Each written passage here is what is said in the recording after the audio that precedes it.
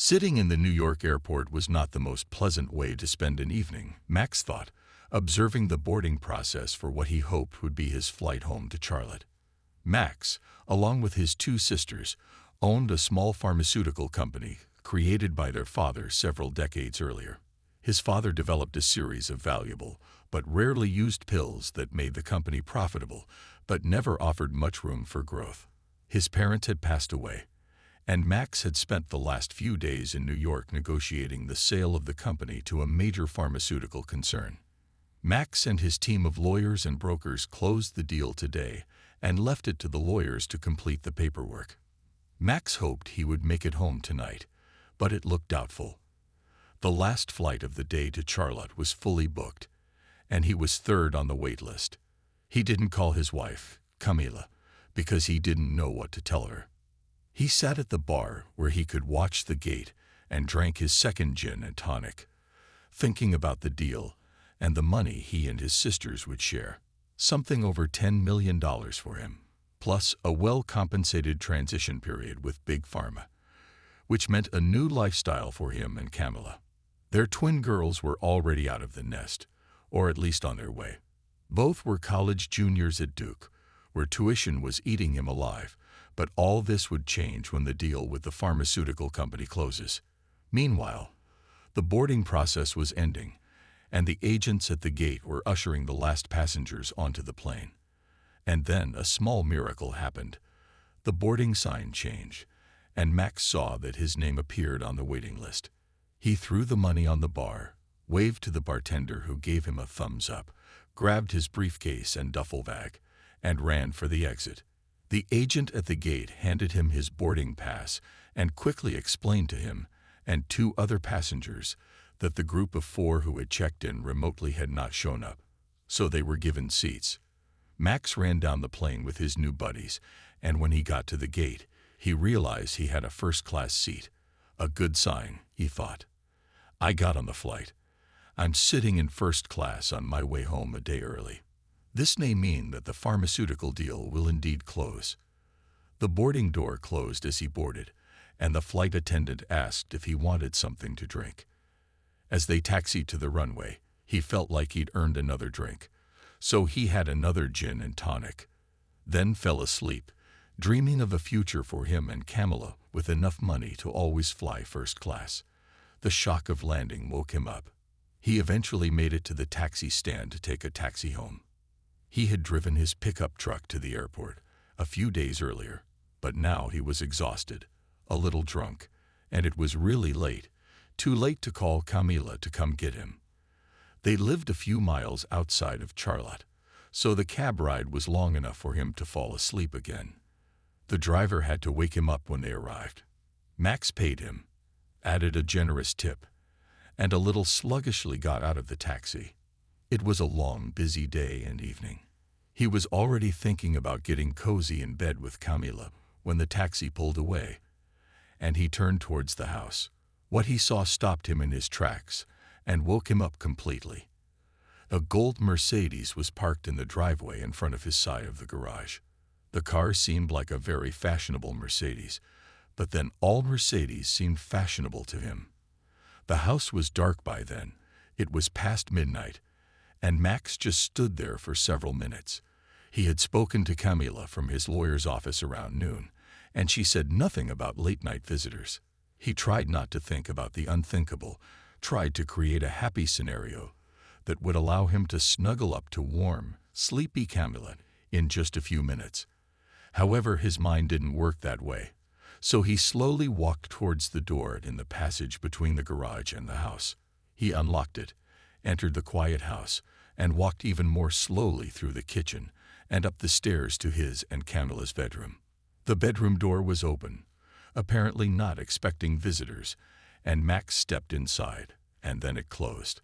There was no other way to express it. His brain stopped working. He stopped breathing. Even his heart seemed to stop beating. He saw what he considered unthinkable. Camila slept without clothes, spread out on her side of the bed, with one arm wrapped around the man who was also sleeping, even smiling slightly in his sleep.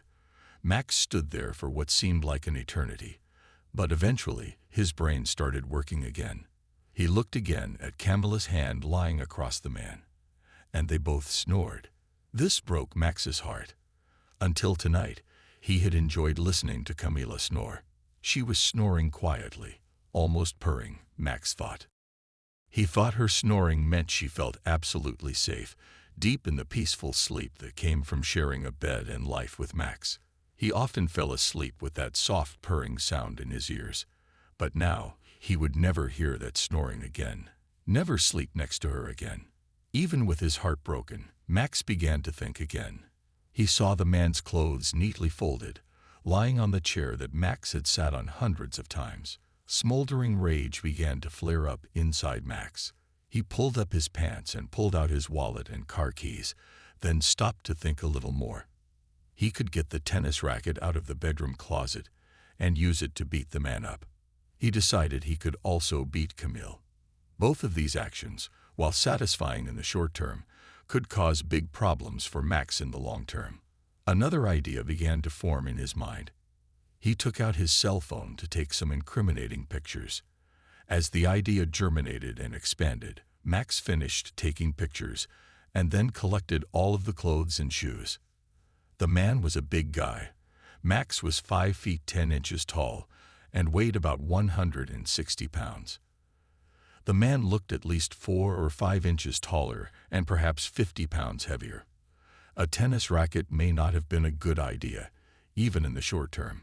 Taking his clothes and shoes in his hands, Max took one last look at his wife, his loving, beloved wife, the mother of his precious daughters, and hardened his heart against the love that had fueled him for more than 20 years. He left the bedroom, still without daughters, and headed back down the stairs to the outside.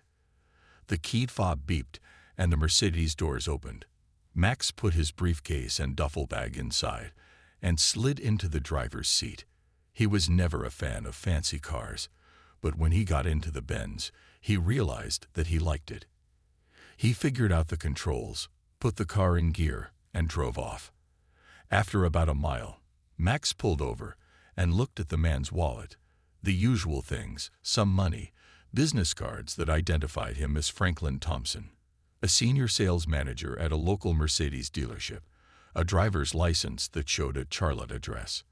If he had family there, Max figured he could cause some real trouble for him, of course, and maybe Camille too. But at the moment, Max was exhausted and headed to the nearest motel to get some sleep. Camille Etrander was a very careful person. She knew that she was not as smart as her husband, Max, but thanks to her caution, her affair with Franklin Thompson lasted almost 5 months without Max suspecting anything. Max was still in New York, she thought, as she lay in bed with Franklin the next morning.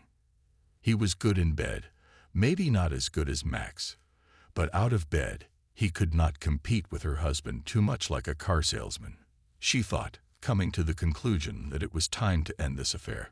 Franklin was becoming too possessive. He wanted to spend the night with her and she allowed it, but that would be the last time she did that. She planned to spend the rest of her life with Max and to have a strange man in their marital bed.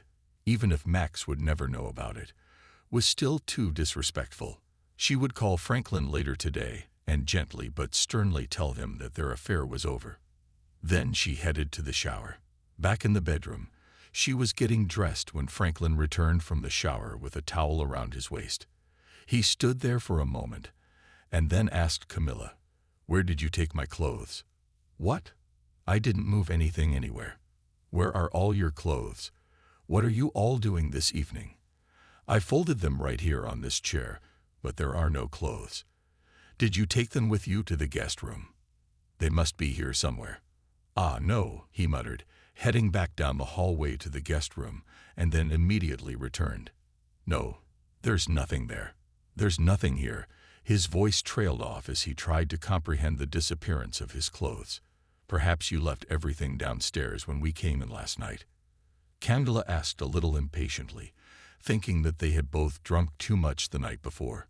"No, I'm sure I didn't, but I think I'll go take a look," Franklin answered, heading out of the bedroom. He quickly returned, running up the stairs. Camilla, my car is not there." My clothes are not downstairs. Someone was here last night, took my clothes, and stole my car. Ah, damn it.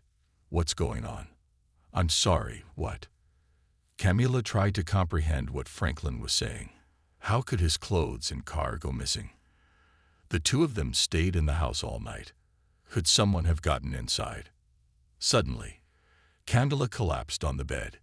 It was Franklin's turn to ask, "What? What?" Camila tried to formulate a response, but she found it difficult to breathe, let alone speak. "Franklin, what if it was Max?" she finally said. "What if he came home from New York while we were sleeping? What if he took your things and your car?" "Oh," Franklin said, collapsing on the bed next to Camila. "You need to find out where he is. It could be him.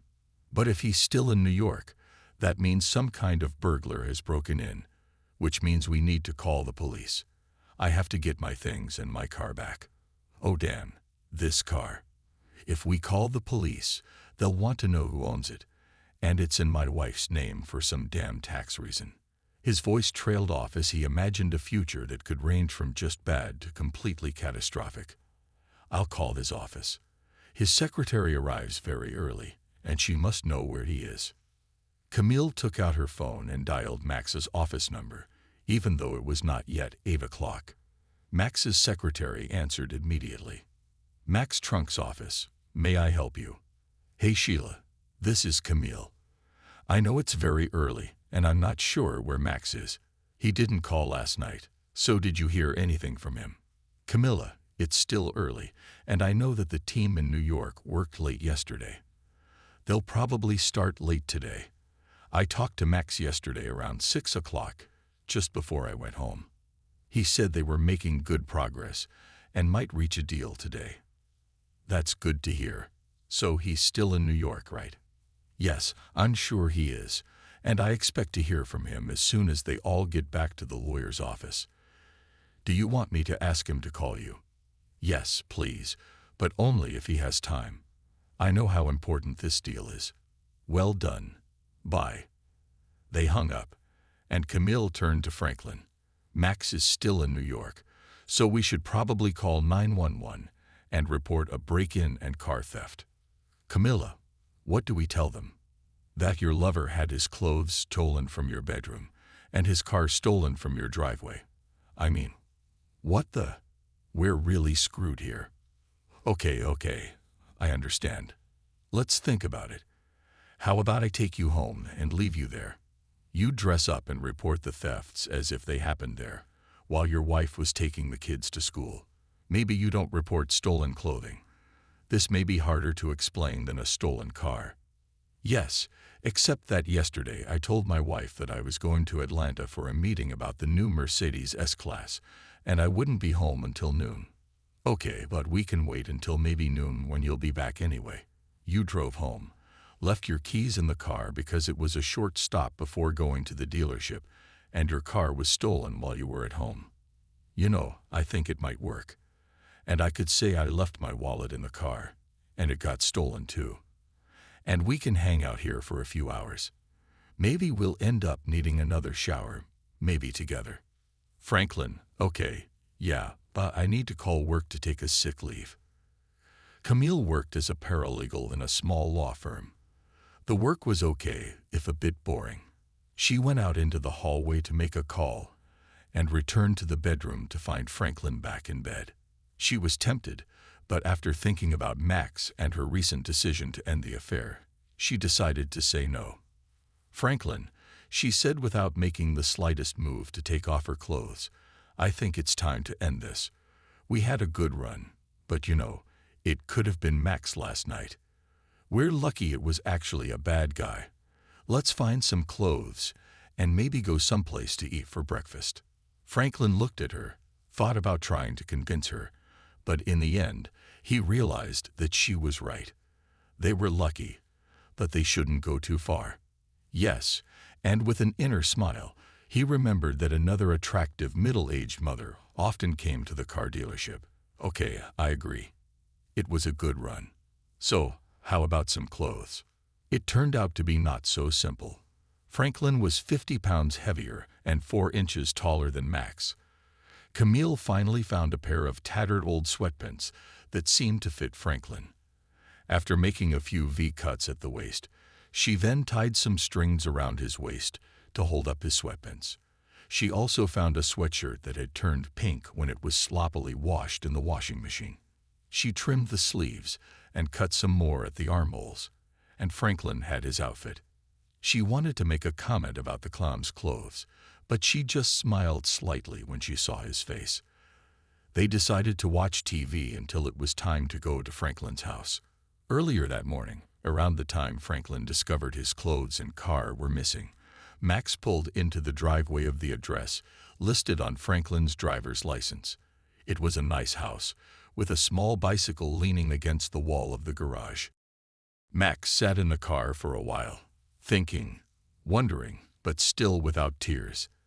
His night at the motel passed quickly, and he didn't go out for a run until dawn. He was surprised that he didn't feel worse. Perhaps he was still in shock. He walked to the front door, took out Franklin's wallet with his driver's license, rang the bell, and a young woman who looked to be in her 20s, attractive but a little frazzled, opened the door. Max was wearing a suit that he had bought the day before in New York, a white shirt that now looked rumpled, and no tie. He didn't look his best, but he hoped he didn't look threatening. He held up Franklin's driver's license so the woman could see it and pointed at the gold Mercedes. Before he could say anything, the woman slammed the door in his face, but then opened it again a few seconds later, holding her cell phone in her hand. "I have 911 on my phone, and I'm ready to press send if you don't tell me my husband is okay, ma'am," she said, her voice trembling. "I have a photo on my phone of your husband and my wife in bed at night, without clothes and fast asleep. To be honest, I don't think there's anything wrong with your husband or with my wife either. If you want to call 911, call 911, and I'll just wait in the car." They looked at each other for a moment until her face fell, and she opened the door to let him in. "Wait here, I'll be right back," she said, turning away and heading back to what Max assumed was the kitchen. He heard voices, hers, and at least one of the children's. She returned, handing him a cup of coffee. "I hope you drink black coffee. I have to get the kids ready for school and then take them. I'm afraid I trust you more than my husband now. You can stay here until I get back, and then we can talk." "Fine." "Okay," Max answered. "I'm afraid we're in the same boat." He sat down in the living room, and soon a woman appeared with 2 children. She introduced him as Dad's friend and walked out the door with them. Max just sat there, drank some not-so-good coffee, thought about calling his office, but ended up just sitting there. When the woman returned, she silently ran up the stairs to the living room. A few minutes later, she came back down, looking better with her hair combed and her lips a little tinted. She extended her hand to Max as they shook hands. She introduced herself. "Sorry for the recent commotion. I am Molly Thompson, currently married to Franklin Thompson, who is currently involved with the woman you are currently married to." Max couldn't help but laugh at her turn of phrase, and it felt good to laugh. "You are absolutely right about all the current events at the moment. My name is Max Tronder and my wife's current name is Camilla Tronder." He then explained what happened last night and saw Molly's tears begin to flow. "I'm divorcing Camilla, and I'm sure the photographs will help me get a decent settlement. I can send them to your phone if you think you might need them." "Yes, I think I should have them," Molly answered, looking at Max with dead eyes. He reached for his phone, but stopped when she said, "Wait, don't send them to me. If I see them, I will never get those pictures out of my head. You keep them, and if I need them, I can call you." "Right, of course," Max said, but then added, "I probably won't be at my current job for long, and I definitely won't be in my current house anymore. I will give you the contact details of my lawyer. You can always contact him if you need photography or any help in a divorce situation." "Okay, thank you," Molly said, "but what should we do right now? Are you returning the car? Are you going to wait for Franklin and try to beat him up? You've seen him. He's a pretty big guy, even though he's put on a little weight. Yesterday, he was supposed to be in Atlanta for some car meeting and stay there overnight. He should be home this afternoon. You know, I kind of like this car and I've never driven a Mercedes before. I think I'll keep it until someone forces me to return it. Actually, the car is registered in my name, Molly said, for some tax reason. I think more depreciation. Franklin, or should I say, put it in my name since I drive more than he does. And she paused thoughtfully, then continued, You know, since I own this car, I can issue you a permit to drive, and the cops can call me to confirm if you get pulled over. Max liked the idea but didn't respond since Molly was obviously still working out the plan. And one more thing, she said. There have been a lot of break-ins in our area lately. You have Franklin's keys and clothes. If the key we're hiding in the backyard is missing when he gets here, he might try to break in. And if our security system is set to instant alert mode, he will attract interesting attention from the police. Molly, I think I'm falling in love again. You are wonderful. Okay, calm down. Franklin can just wait to come back until the kids and I get home from school this afternoon. But I can pick them up and go to the park for a while. Let's give him more time to get into even more trouble. Whatever happens, please let me know, especially if he does get into trouble with the police. And call me when you need your car back. I don't want you to get into any trouble. We're done now. You need to get out of here, and so do I. Max drove off in a beautiful gold Mercedes, wondering how much the same one, only in a better color, would cost. Molly gave him the permission slip, and he assumed she would get the hidden key, set the alarm, and leave for the rest of the day.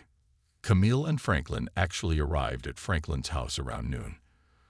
Camilla dropped him off and quickly rushed off as if she was trying to avoid further infection. Franklin walked to his front door, hoping that it might not be locked because Molly was home, but at the same time, afraid that she might be there.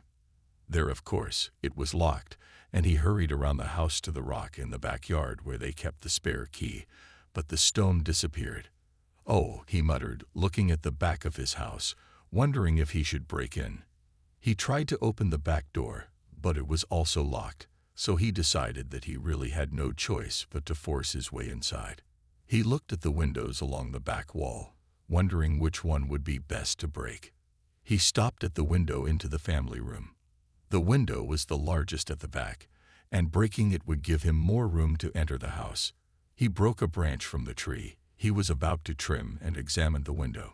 Since he was barefoot, he needed a way to get through the broken window glass, which he could break. He pulled 2 chairs from the back porch and placed them next to the window. He thought he could climb over the chairs to avoid the glass, and then just be careful when he entered the living room. A few deep breaths, and he was ready to go.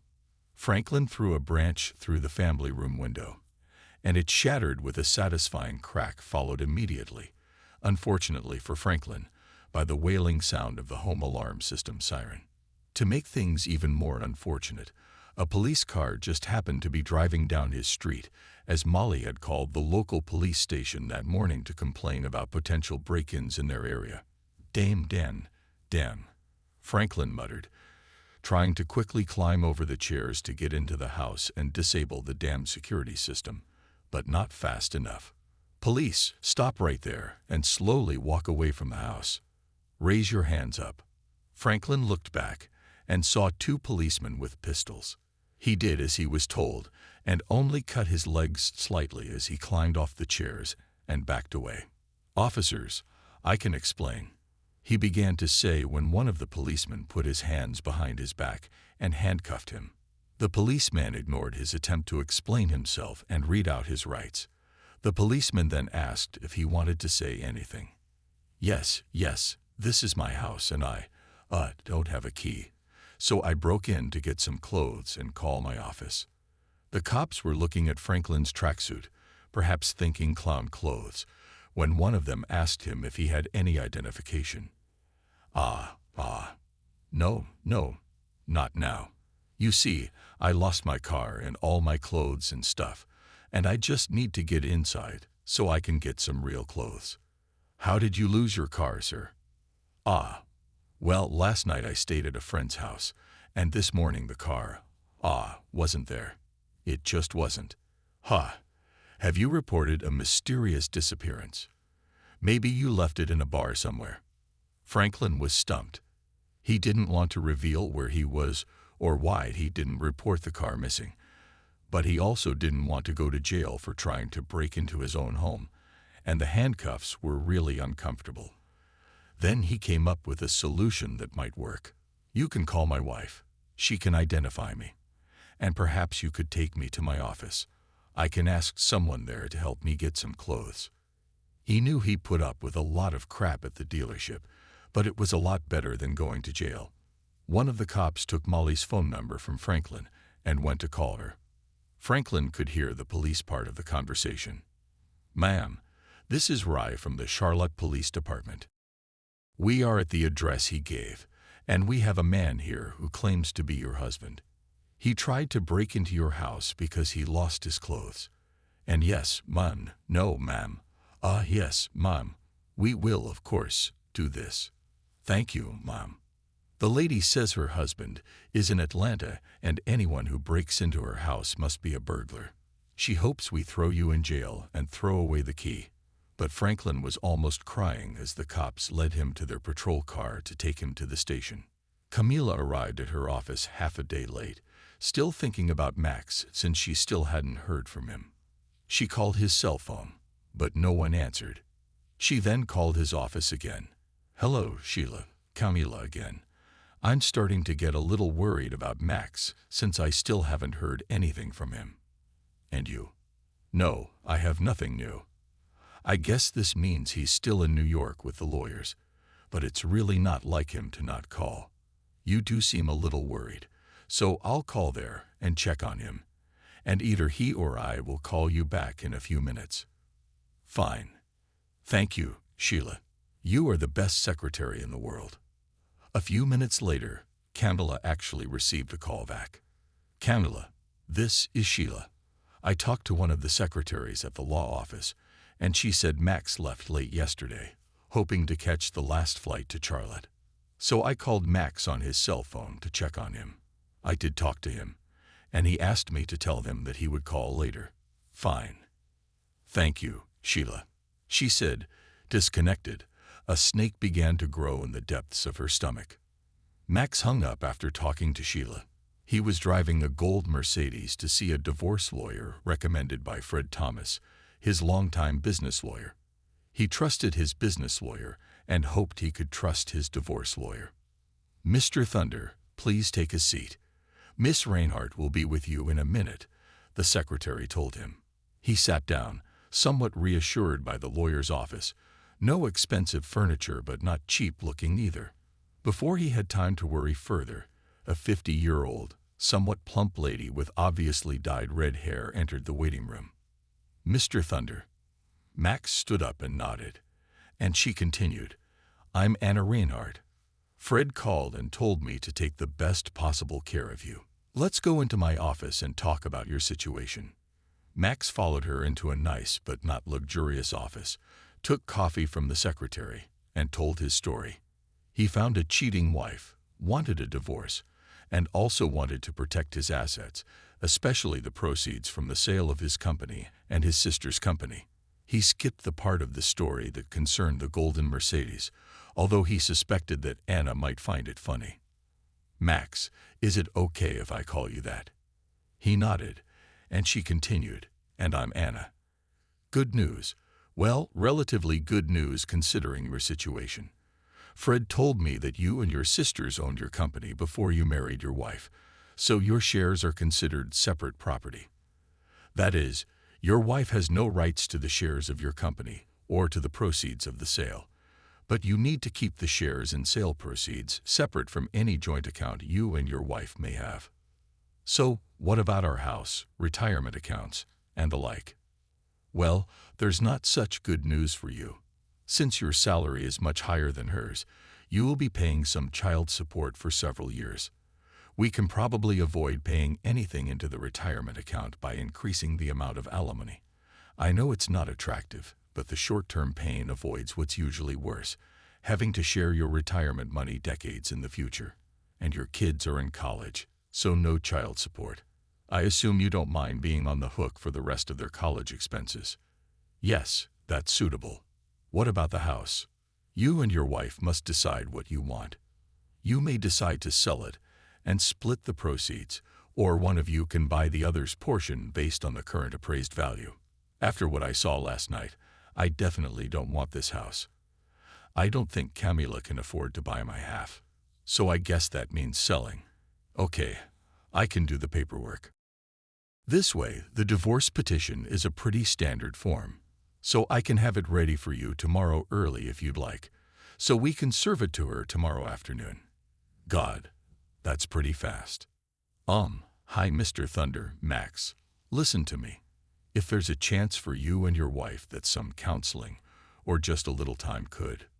No, actually, it's just a shock for me. I mean, less than 24 hours ago, I was happy. I couldn't wait to get home to my wife and tell her the good news about the sale of the company. And now I'm sitting here talking about filing for divorce, but we must move forward. I'll figure out how to deal with this. Okay, but if you change your mind, just call me, and we can work things out. Max thanked her, paid the advance, and left the office. He walked back to the gold Mercedes, wondering a bit about what was going on with what he'd seen last night, and that reminded him that he had told his secretary that he would call Camille. Camille answered the phone in her office at the law firm where she worked. Camilla, this is Max. You called and looked for me. Oh, Max, thanks for calling. I missed you. Where are you? I'm here in Charlotte, Camille. When did you get back? The snake, deep in her belly, raised its head. Last night, Camila. I came back last night, and the snake bit a little harsh. Camila leaned back in her chair. She knew she had to carry on this conversation, but she could barely breathe, let alone speak. Camila, I'm hanging up now. No. Max, no. She managed to squeeze out. Please, can we meet somewhere? I need to see you, just see you for a few minutes. Max hesitated. This woman was his love, the mother of his daughters, the most important person in his life for over 20 years. Okay, Camila. The Center Cafe at 6. The snake bit even harder. Camila had to agree, but the Center Cafe was the place where she and Max had met a long time ago, both of them hanging out with friends. Since then, this cave had become a special place for them. And now she was afraid. Why had Max suggested this? But she had to say yes. Max, I'll see you there. And please listen, I'm sorry, and I love you. Max hung up. Camila sat and cried, and the snake bit more and more. Camila came to the cafe early. Max was not there yet. She ordered a glass of wine and sat there, thinking about what a terrible person she was. Her first real intimate experiences were with big, strong football players in college. She played around in high school, but it took those college football players holding her down, making her feel helpless. When Max arrived, she thought she had overcome this need to feel helpless. Max was everything she needed, strong in bed, loving, a great father to the girls, a good provider. That would have been enough if it weren't for the plane ride back to Charlotte from the West Coast. Max was visiting some pharmaceutical company trying to sell a new drug, and she accompanied him for the weekend before his meetings began. Flying home alone on an overnight flight, she sat next to a large man, the coach of what turned out to be a local NFL team. They chatted, drank too much, and she fell asleep with her head on his shoulder. She woke up with his hand between her legs, under her skirt. Now, thinking about that night, she knew she should have screamed or at least pushed his hand away. But no, Camila didn't do that. And the feeling of guilt, she didn't remember feeling guilty, only relief that Max didn't return until later that week when she and her body had recovered. They had a feeling of guilt. This coach only worked in Charlotte for one season, and Camilla might have become a faithful wife again if he had not introduced her to a forward from the practice squad before leaving. Not a star, not even a newbie, but just as strong and dominant in bed as the coach was. Camille was actually grateful when she was assigned. After some time, the guilt finally surfaced. She wanted to remain faithful to Max and broke up with her lover.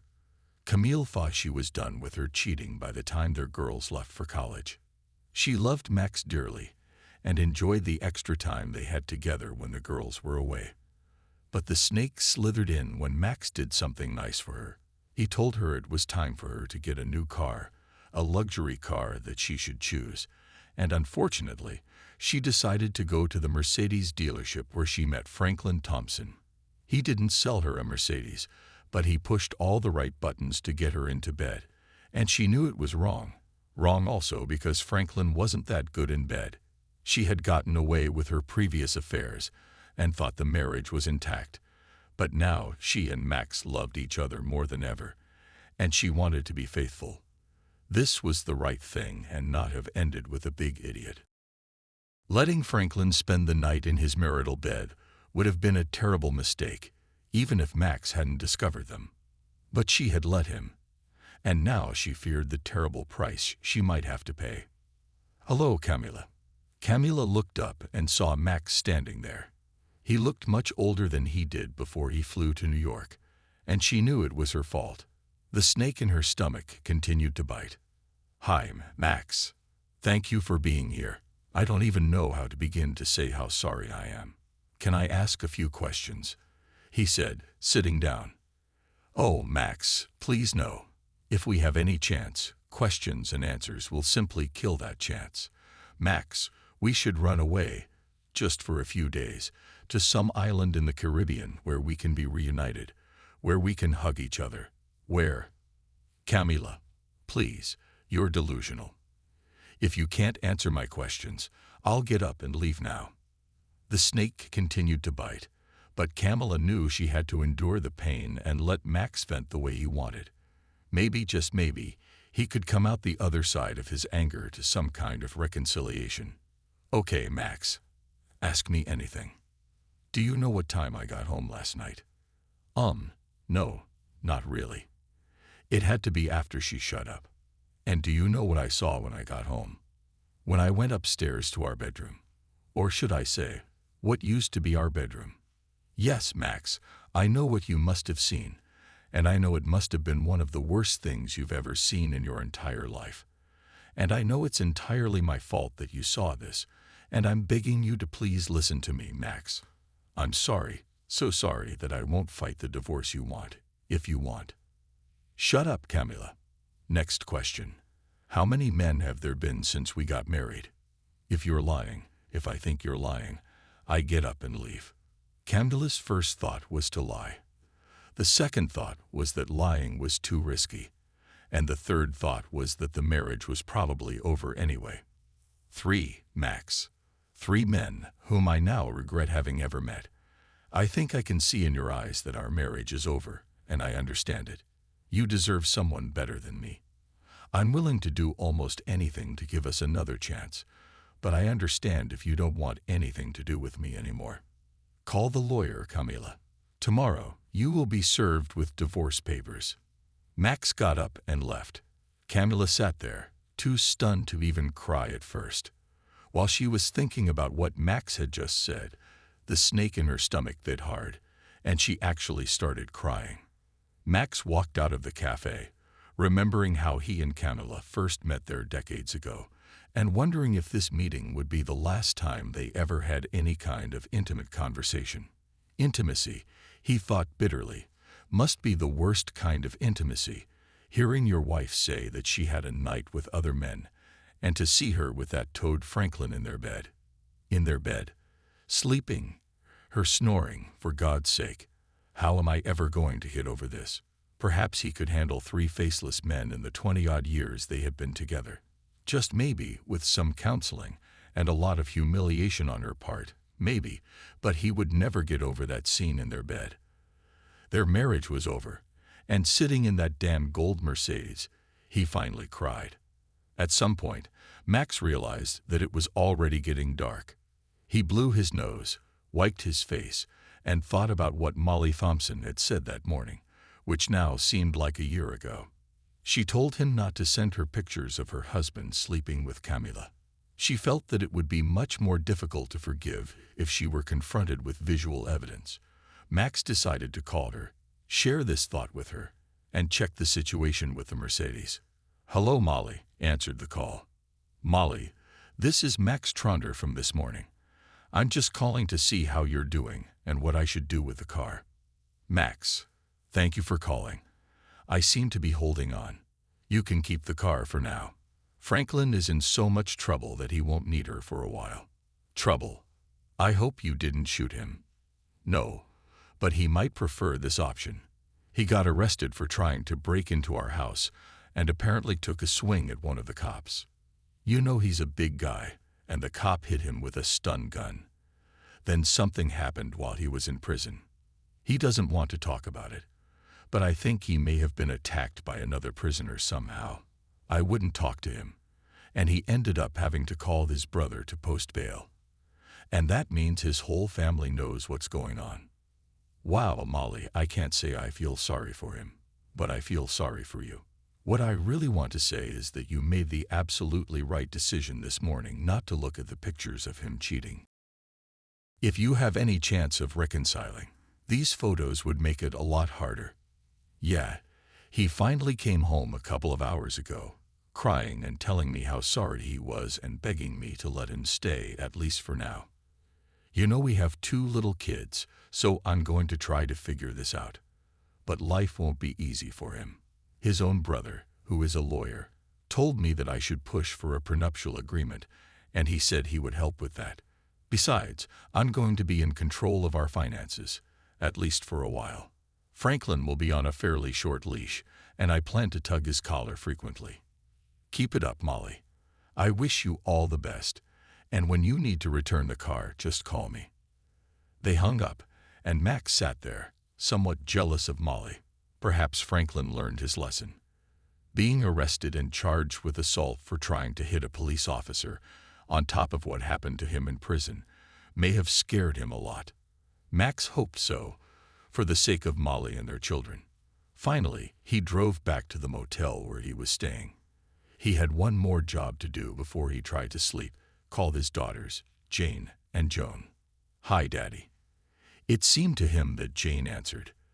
They were twins, not identical, but they might as well have been identical. They sounded alike. They went to a very expensive college together. They studied the same thing, nursing. At least they didn't look exactly alike, close and obviously sisters, but not so obvious twins. Max often admitted, but only to himself, that he was happy that they were not identical. They were very good at ganging up on him, and he thought it would be even worse if 2 identical young women were forcing him to buy a car, getting him to stay out late, asking for money to go to Florida for spring break, or whatever the request of the day is. "Daddy, please." But he also admitted again, only to himself, that he enjoyed spoiling them. "Janie, yes, you guessed correctly, of course. What's the matter? Listen, tomorrow is Saturday, and I would like to invite you and your sister to have breakfast. Well, let's call it brunch, maybe around 11 or so, at that bistro on 4th Street we used to go to." That suits me. Wait a second." He heard a noise, and then she came back, and Joan is fine too. "Can we?" He quickly interrupted her because 6 or 7 of their friends were present at their last brunch. "Let's do this, just the 3 of us, okay?" "Of course," Jane replied, "but tell me what?" And again, he interrupted her, not wanting to start a conversation on the phone, which was quite difficult even in person. "Listen, I need to run. See you at 11. Love you, and tell your sister I love her too. Bye." And he hung up. He hoped she wouldn't call Camila, but he couldn't tell her that. Then she would have called Camila immediately. 11 o'clock tomorrow morning would come quickly enough. After Max left the cafe, leaving her with his warning or curse or whatever to hire a lawyer, Camila's tears were hard to stop. She knew she had screwed up everything, her marriage, her family, her whole life. She knew that her daughters would find out, her parents would know, all her friends would know. She would probably lose Max and her home, and Max poor Max. Seeing her lying in their bed, without clothes, probably with that damn Franklin who had a boner, this scene must have nearly killed Max, and Camille's tears continued. Finally, the waitress came over and asked if she needed to go to the restroom. Camille choked back her sobs and managed to say no. Thank you. She paid the bill and left, heading to the house that would soon no longer be her home. When she got there, she found some gin, just the wrong amount. Not enough to make her pass out, but too much to help her figure out how to get Max back. After she drank it all, it helped her fall asleep, hoping for some miracle that would bring Max back to her. Max was sitting in the bistro at 11 o'clock the next morning when his daughters entered. He reviewed and approved the draft divorce petition early in the morning, then drove 2 hours from Charlotte, using that time to figure out how and what to say to Jane and Joan. But first, everything is as usual, hugs and kisses. How is school? How is work? Food ordered and eaten, plates cleared, and then finally, real conversation. Dad, we know something is wrong, Joan began. You look a little sick. Are you here to tell us you have cancer or something? And if so, where is Mom? Girls, yes, I have really bad news, but nothing physical. No one is going to die. And it's Mom, Jane interrupted. She did something terrible. Oh my God, did she run off with one of her firm's lawyers? A young, strong body that Joni, or I, should be chasing. Both girls burst out laughing, taken aback by the absurdity of the idea, until they saw that their father was not laughing. Dad? No, not Mom, no. Joan couldn't finish her fear out loud. Girls, listen to me carefully. Yes, Mom changed. She cheated on me. But that doesn't mean she cheated on you. Daddy, Joan said through tears, if her cheating is destroying our family, then yes, she cheated on us just as much as she cheated on you. Both girls cried, and then Max started crying too. The girls stood up and tried to hug their dad and hug each other at the same time. Dad, let's get out of here, Jane said. There's a park about 2 blocks from here, and we'll have more privacy there. People were staring a bit, so Max quickly paid the bill, and they walked into the park, a girl on each side of him, all of them holding each other. Tell us, Dad, Jane said after they found a bench to share. We deserve to hear how bad it is. You know Shek, right? Joan intervened. We are quite mature how bad it is. You know Shek, right? Joan intervened. We are quite mature and can handle this. On the way here, I was racking my brains over what to tell you, Max began. I agree, you are both adults, and yes, you are right, your mother did cheat on all of us. I'm afraid I found my mother at home in her bed with another man, and she later admitted that there had been other men before him.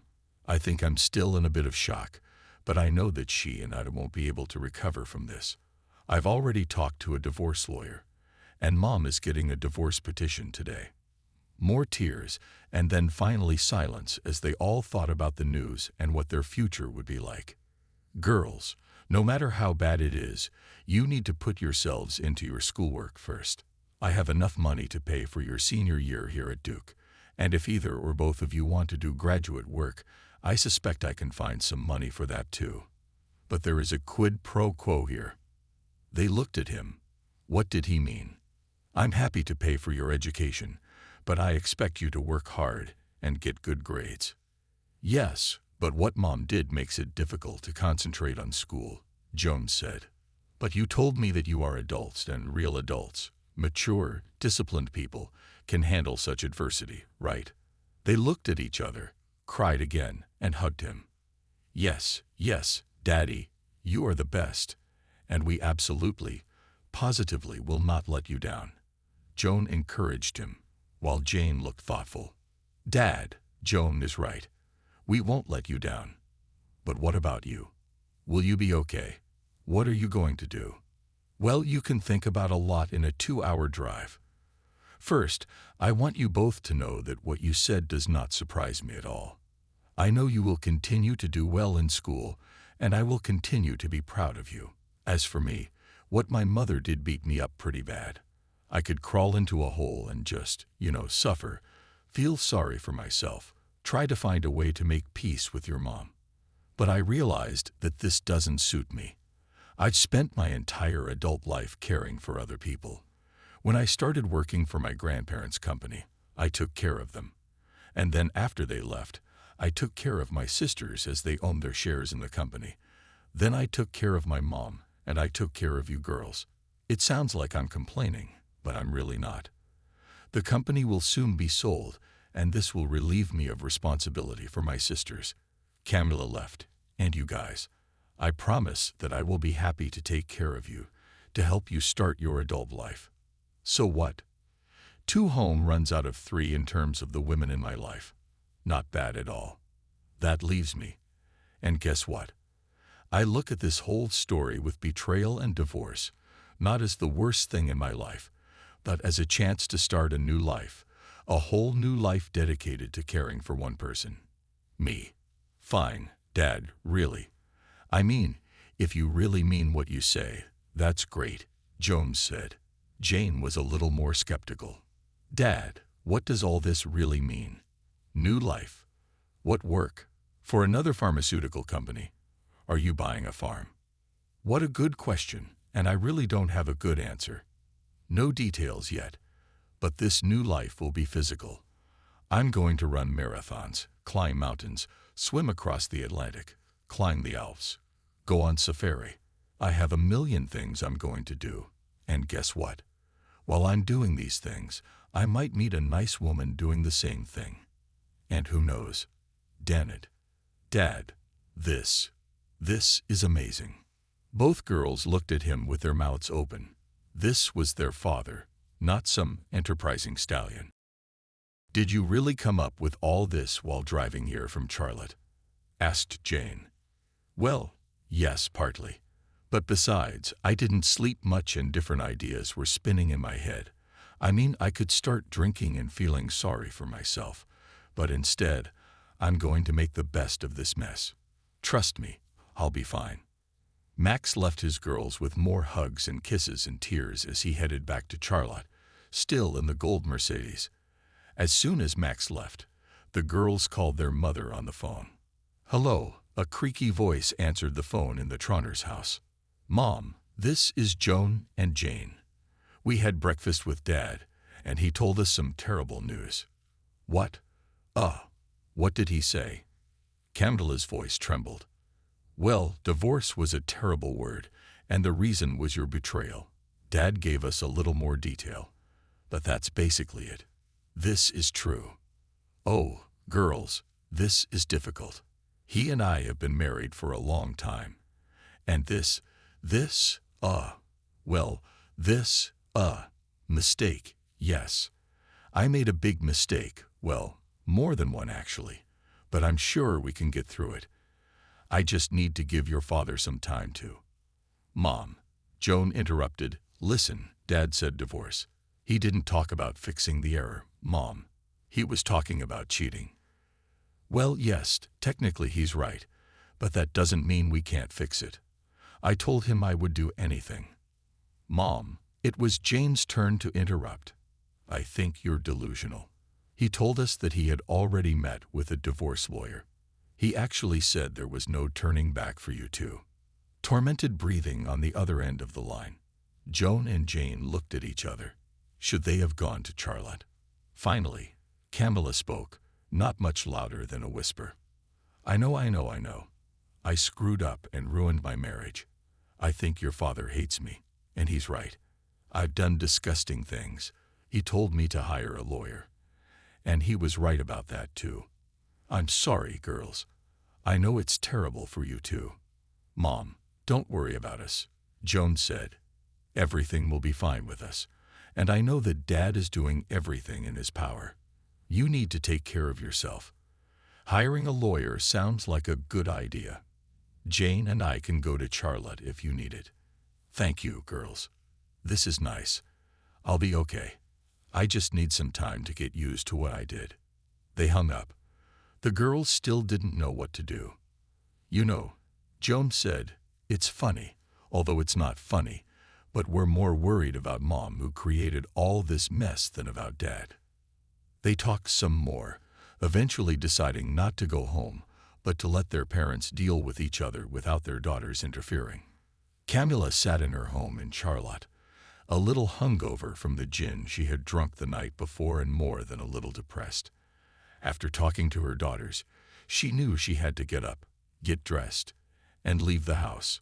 Do something, she thought, as her thoughts turned to perhaps buying some more gin. The doorbell rang. Camilla opened the door. A young woman stood on the threshold. "Can I help you?" Camilla asked. "Yes, Mom. Are you Camilla Tronder, Max Tronder's wife?" "Why, yes, it's me. Why are you asking?" "Ma'am, you have been served," the woman said, handing Camilla a folder with documents and taking photographs. What? Camilla asked as the woman walked back to her car. Camilla returned to the house and sat down at the kitchen table to look at the mysterious folder. When she saw the title of the first document, she almost fainted. A petition for divorce. She remembered Max's last words to her, "Get a lawyer." As she sat there looking at the familiar kitchen she had enjoyed with Max, she knew the happy days wouldn't come back after what she had done. Camilla was right. She and Max did not return after her betrayal. 6 years later, sitting in the ballroom of an expensive hotel and watching Jane dance with her new husband, Camilla mentally plunged into the past. When the girls were teenagers, she thought life was terrible. Too many activities, too much teenage angst, too many boys who were either too mean or, from Camilla's point of view, too nice to the girls. Max was too busy with his assistant job, and lawyers were too boring. Life had been overwhelming then, but now she missed it terribly. She was still working at the same law firm, doing the same boring paperwork. She dreamed. "Camilla, here is your wine."